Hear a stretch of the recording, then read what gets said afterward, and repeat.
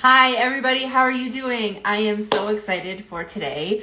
We have a very, very, very special guest. I'm just waiting for her to jump on that I want to introduce to you. So I met Heather a long time ago. Well before the old fun global situation. I did take porch pictures of her, which was fun, but she is an artist and she is a writer and she is basically a visionary, and I'm very, very excited. We did a studio session not that long ago, which turned out amazingly well, and she is somebody who has been in my world for quite a long time, which is very exciting. So I'm just waiting for her to jump on here and then we can meet and go over everything. I hope you guys are having an amazing Monday.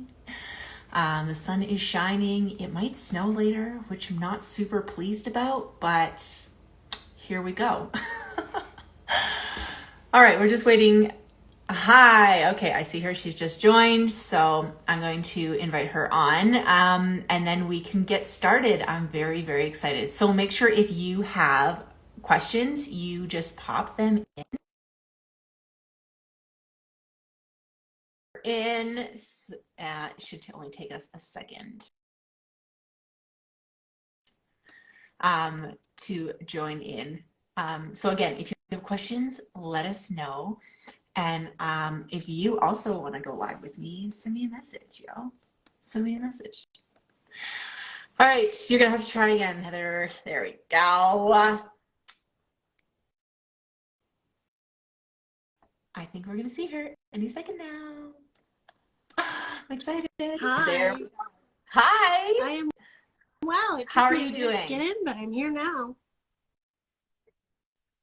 Oh, you know what? Fix Technology is a whole online.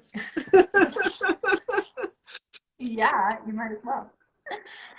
Okay, so I did a tiny intro of you before you jumped on, but I think we need a better one. So would you like to introduce yourself to My name everybody? is Heather Thomas. I am a writer, artist, speaker, mentor. I've spent 15 years in the healing arts, and I've recently transitioned into creating healing through words and visual art. So journaling practices, painting practices, writing practices, things like that. I'm currently writing a memoir that I know I've been working on it for 2 years, and I'm hoping to have it out in November. So we'll see. That's amazing. I would love for you to tell us a little bit about it. Yeah. If you can, like Well, sneak this peek is us a first little. chapter. Look at all those notes on the first page of the first chapter. I love it. I love it. It is it's a memoir, so it's about my life basically, and how I began thinking I was completely unexceptional. And then through the writing of this book, I've come to the place where I better understand myself, in that not only am I exceptional, but that everyone is exceptional too. And that is thrilling because we're all equal. And I know that we're all part of the one. And to celebrate each one as unique and yet connected is pretty cool. Yeah. The title is called The Female Stigmata. And I don't know if you know what that means. Okay. I don't. So please tell us. It's a little bit of a controversial title because the root, the etymology of stigma and stigmata is to be scarred, burned, or otherwise disfigured. It has some Christian origin as well, but basically it's saints were somehow disfigured and then called saints because of their trials. And the female stigmata title, 30 years to choosing a body I love, means that as women, we are born girl children already having the stigma of breasts and bodies of women. And so from infants, we are taught how to behave as girls and women. We are taught how to walk, eat, please others, all those things that we are taught, at least in my generation growing up. It might be a little bit different with the conscious parenting movement now, but I wanted to give credit to how I grew up in the 70s with that stigma hanging over top of my head, right? The all the things that we pick up from our parents and our school teachers and the society around us. I know. So many And things. then it's just an unlearning process, right? It's a remembering who we are inside without that stigma. And so that's the journey, is self-discovery and ownership, self-acceptance of who we are inside, or who I am inside, and then how that relates to everyone else. Mm-hmm. Wow, I love that, because like the whole self-discovery thing has been a humongous theme in my life, and it felt so incredibly lonely at first, because I thought, am I the only one sitting here No, like deconstructing my entire you're not life? the only This is one, my Stephanie. No, it's so amazing. I'm so glad. And I literally cannot wait for this book. And when we were doing our session and you were talking about we need a picture for the back cover, I was like, Yeah. oh, this is so good, because I love books. Like, books for me, like, this is just a meshing of all the things, like self-discovery and stigma and women and books. I'm like, this is like the epitome of all the things I'm absolutely jacked up and me about. too. So and I am very learning excited about it. as through this process, I've learned more and more and more about not just the struggles that women have had, but the transgender community, the queer community. Even men struggle with similar things. It's slightly different, but similar. And I think that this book, though its focus is women, it will embrace that larger community as well. Can I share the topics?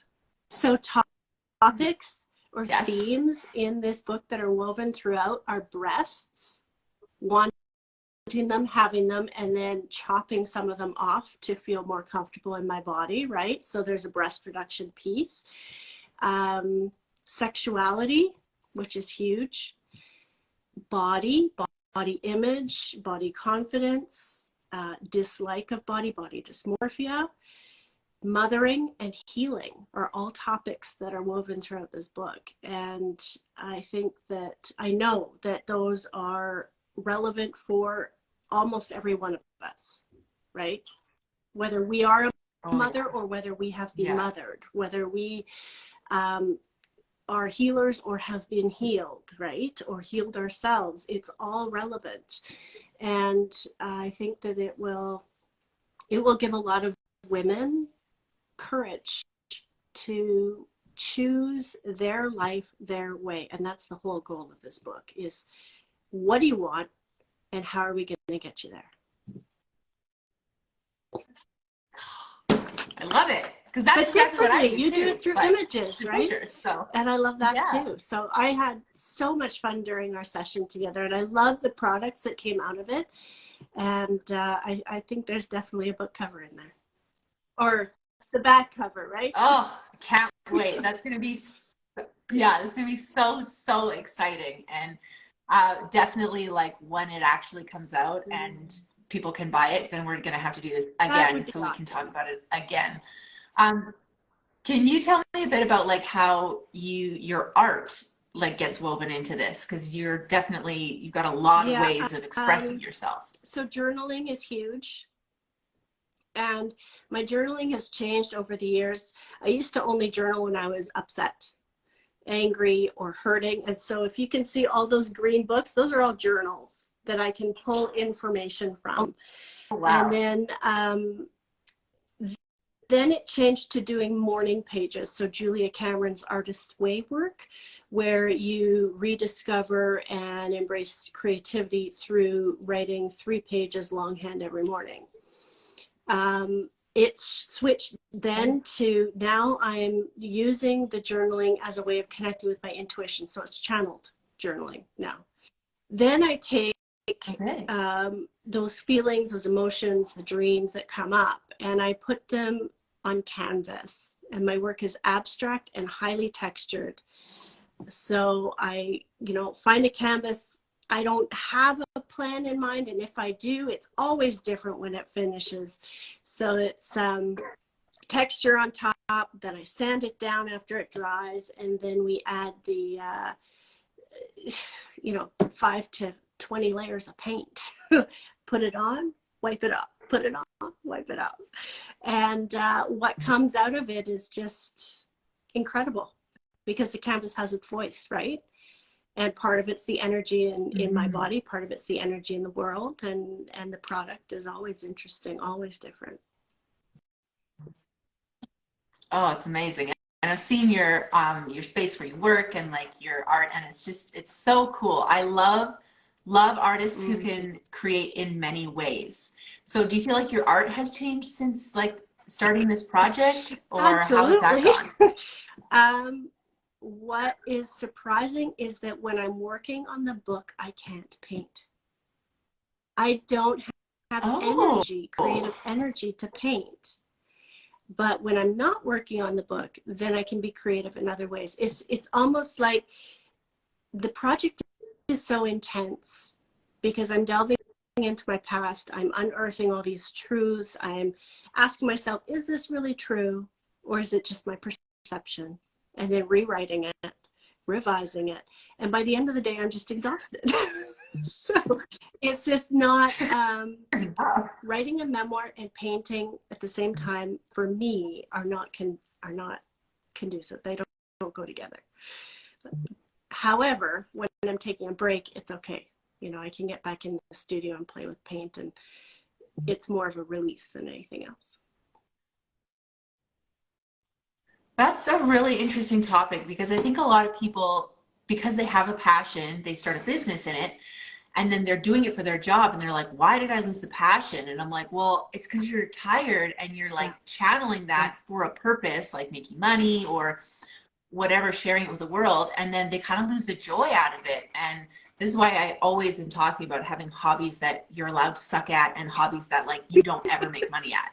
Like for so long, people be like, oh, you're so good at that, you should make a business out of it. I'm like, no, I want to keep this the way it is. Well, you just keep a piece for yourself, right?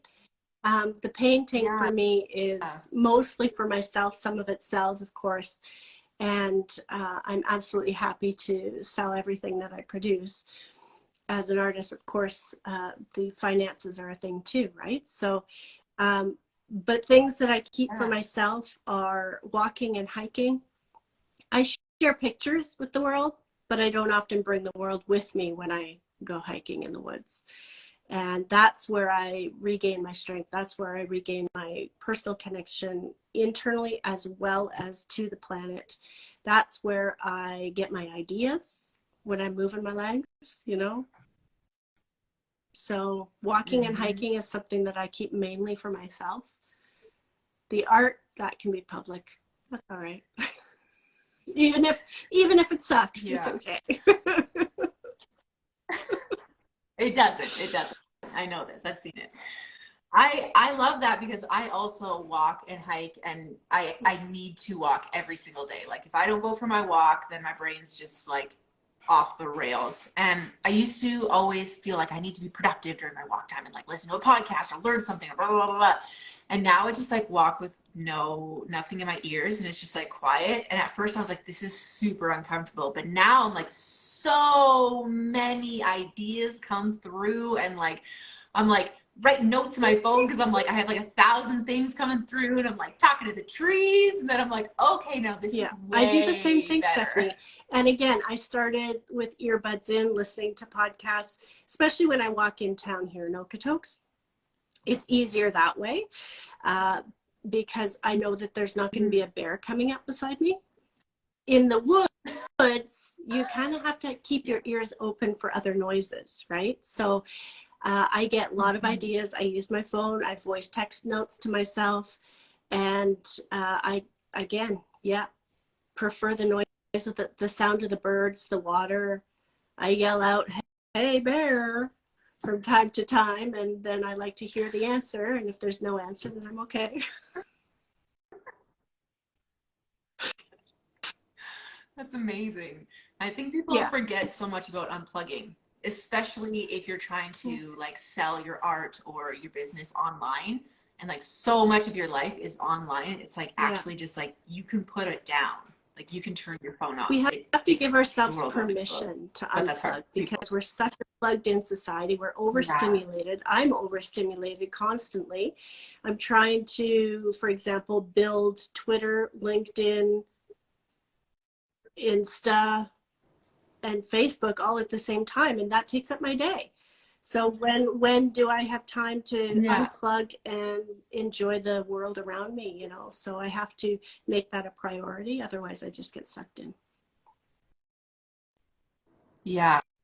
I heard a quote the other day that was about like inspiration doesn't come from inside, it comes from like outside, going and doing things, like getting in the world and seeing new things, and then you can get Exactly. filled up again. And I just love that. Okay, we have a question in the comments. What are the Whew. lessons that you learned writing your book? Write every day. If I don't write in a day, then I'm not making progress, right? So it's the same thing as baby steps, baby steps. Um, if I go into one chapter and I revise one paragraph, at least I'm making progress. So this is the printed out thing so far, filled with notes. It's not complete. I haven't written the whole thing yet, but I'm revising up to chapter 10, and then from chapter 10 I still have to do some crafting. So it's writing every day and doing something for the project every day. Mm-hmm. When did you start? Like, what's I the journey started length been like? with writing class online in 2021, pardon me. Okay. It was a spiritual essay class, and out of the essay came this book. So basically every paragraph is a new chapter. And it's been quite a journey. I've been working with a mentor, and she's been picking it apart and crushing my soul. And it's been a wild ride, and it's okay. You know, I'll fall apart, and then I'll text her and I'll say, I'm falling apart. She gives me a little pep talk and keep going. Oh, yeah. I do that all the time too. I have a business coach and same thing.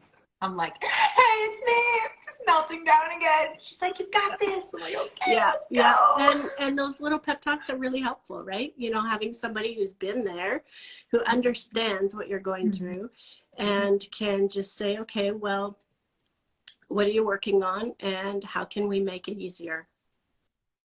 Mm-hmm. Mm-hmm. I think that's amazing. I think so many people are like, there. I've heard so many people say, I want to write a book, but I don't know where to start. So what would you Oh, tell them that's a great if they said question. that? Um, it depends what kind of writer you are. And if you're not a writer at all and you're just starting, start with an outline. What are all your ideas? What do you, because we all have so many life experiences and so many things that we're talented at and so many things that we can talk about. So write down all those ideas, then group them together and see what you've got. And then when you have something that is like a Okay. largish group, it's like, let's say summers at the lake. I spent 16 years going to the lake, having summers at the lake. What are all the stories I can tell about summers at the lake? That kind of topic, right? Or maybe you're a Mm-hmm. business guru or a social media guru or a photography guru. What can you write about those things and lessons you've learned through them? There's all sorts of different ways to approach a book, whether it's a lesson-based book, advice giving, whether it's a memoir-based book, whether it's fiction or a novel, a story you want to share. So start with that, the brainstorming piece, and then see what you've got. And then after that, make a list of contents, like a format for your chapters, and then you can just start writing based on what feels best at the time. You don't have to start at the beginning. Start at what is easiest to write, and then you go to the harder parts. Okay. So for example, for me, childhood is easiest to write about because it's so far away, but the stuff that's harder to Mm. write about is the present moment stuff, the family stuff, right? Oh, yeah. Yeah. That's fair enough. That's really cool. I'm super impressed by this, and I'm really, really Yeah, excited. When I heard about the book, I was like, oh man, I'm going yeah, to definitely need to yeah. get my hands on a copy as soon as they're available. So that's really, really cool. Okay, is there any last advice you'd like to give to people who are like creatives who just need some love? Your dream is worth it. Your dream is worth pursuing. Your dream is worth spending energy on. Your life matters. And if your dream isn't in it, it's not a life worth living. I love that. That makes me That's cry. beautiful. I'll have to take that, listen I again, know, and me then too. take that off and So quote it and put it on the lines. yeah, yeah, Yeah. absolutely, definitely. Oh, I love this. Thank you so much for coming and talking to everyone. And where can they find you? You Okay, said you're so putting all the links up. So where should they find you? everything is switched over to at female stigmata, and so it's just spelled like how it sounds. And then Okay, and again, the website, the new website is femalestigmata.ca. perfect. We will make sure that as soon as the book is available, we do this again so everybody can see. But follow in the Thank you so meantime much, because we got to see Stephanie. I updates. really love And your work, and I love this oh, support, you're and I welcome. love this collaboration. Maybe we can, work on another project together as well. Thank you.